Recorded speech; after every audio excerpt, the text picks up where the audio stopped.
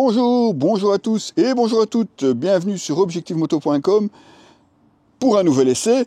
Et oui, aujourd'hui en plus de tester la nouvelle DJI Action 5 Pro et le nouveau micro DJI Mic 2, j'ai le plaisir de vous présenter cette veste qui nous vient de chez Furrion. Et oui, parce que je vous ai présenté personnellement l'Ultraspark 3 en 1 Ventit Plus, un blouson donc d'apparence été avec beaucoup de mèches et qui peut se porter, je dirais, quasiment toute l'année puisqu'on a une doublure thermique et une doublure étanche. Eh bien, sachez, mesdames, qu'il existe pour vous cette version Odessa qui est elle aussi une Odessa Ventit 3 en 1 parce qu'elle partage le même système. Et je vais vous le montrer évidemment. Alors pourquoi est-ce que c'est moi qui vous le présente?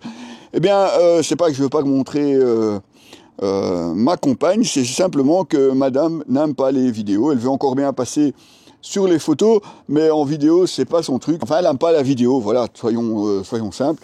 Donc finalement, c'est moi qui m'y colle à la présentation. J'espère que vous ne m'en tiendrez pas rigueur. Et si jamais vous avez des questions sur cette veste, posez-les, je lui demanderai ce qu'elle en pense. Et évidemment, nous vous répondrons le plus rapidement possible. Alors, on a vraiment une construction en mèche. Comme vous voyez, on a du mèche ici, on a du mèche aussi sur les manches. On a juste des parties textiles sur les endroits un peu plus critiques où il pourrait y avoir des dégâts si jamais on tombe et on glisse. Donc ici, sur le dessus, sur l'extérieur des bras également.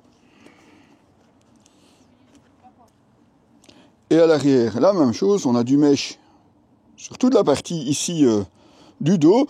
Petit point intéressant aussi pour le confort, on a ici dans le bas deux zips qui permettent d'élargir légèrement la veste. C'est pratique quand on s'assied sur la moto. Vous avez encore ici un réglage avec une patte velcro ici dans le bas de la veste. Ça c'est pour l'arrière. À l'avant, on retrouve un réglage par pression ici sur la manche et également par velcro ici sur le bas de la manche. Fermeture par pression au col. Petite attention ici pour ne pas non plus griffer la moto. Une petite patte qui peut se fermer par velcro tout simplement. À l'intérieur, comme je vous le disais, on a effectivement droit à plusieurs doublures. À la protection sur cette Odessa, on retrouve des 3 hauts, aux épaules et aux coudes. Par contre, comme souvent, il n'y a pas de dorsale fournie dans la veste. Ça, c'est toujours un petit peu dommage. Il faudra évidemment en rajouter une vous-même.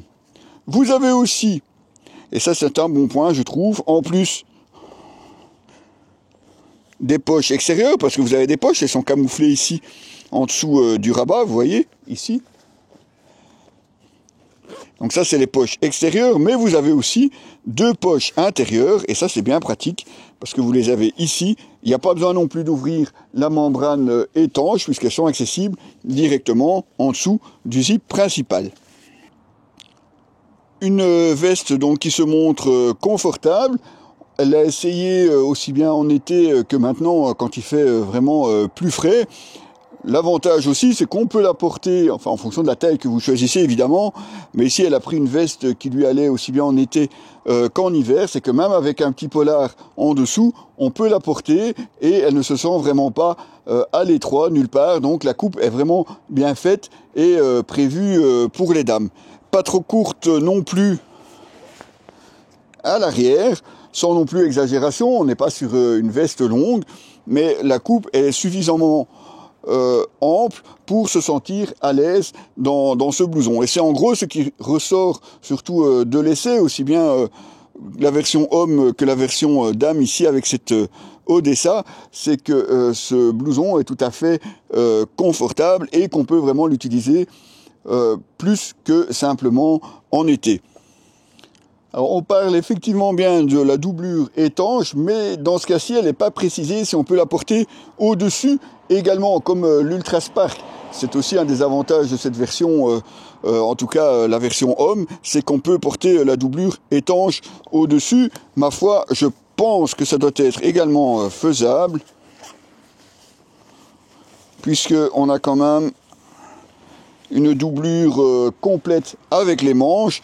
Donc à mon avis, on peut aussi porter la doublure étanche au-dessus du blouson.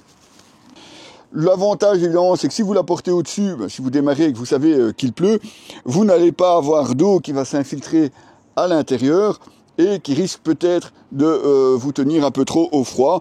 Donc si jamais vous savez le faire, portez la doublure étanche au-dessus. Évidemment, ça sera toujours bénéfice. Côté tarif, il faut compter moins de 250 € pour ce blouson, auquel il faudrait évidemment rajouter un petit budget pour la dorsale, mais 250 € pour un blouson comme celui-ci que vous pourrez porter quasiment toute l'année, on trouve en tout cas que c'est un budget, ma foi, assez raisonnable, compte tenu évidemment de la protection et la polyvalence en tout cas de cette Odessa 3 en 1 Ventit. Vous retrouverez évidemment les quelques photos que nous avons prises pendant cet essai et l'essai en lui-même par écrit à ce moment-là sur notre site www.objectif-moto.com. Les amis, à très bientôt.